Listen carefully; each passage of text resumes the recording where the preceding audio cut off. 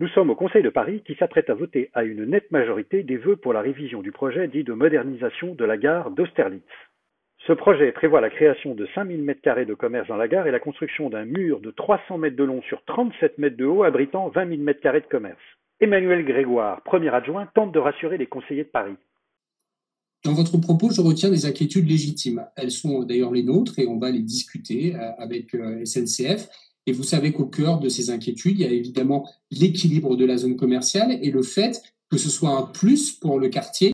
Emmanuel Grégoire, peut-on vraiment créer un centre commercial grand comme 5 hypermarchés qui soit un plus pour le quartier?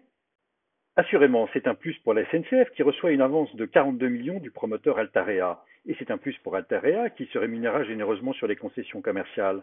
Mais d'où vient l'argent qui fera vivre ces commerces? À Saint-Lazare, 110 millions de voyageurs par an font vivre 10 000 mètres carrés de commerce. À Austerlitz, comment 4 fois moins de voyageurs pourraient-ils faire vivre 25 000 mètres carrés de commerce? Si l'argent ne vient pas des voyageurs, il viendra des habitants du quartier. Ça tombe bien, nous dit la SNCF, le quartier est sous-équipé commercialement. En effet, on voit sur cette carte de densité commerciale établie par la PUR que la gare est entourée de zones en jaune à faible densité.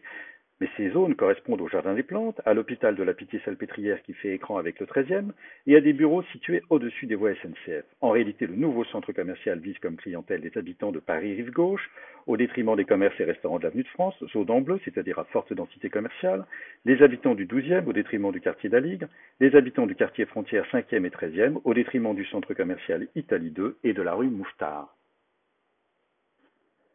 C'est mathématique. Un plus pour la SNCF et Altarea, c'est un moins pour les commerçants du 5e, du 12e et du 13e.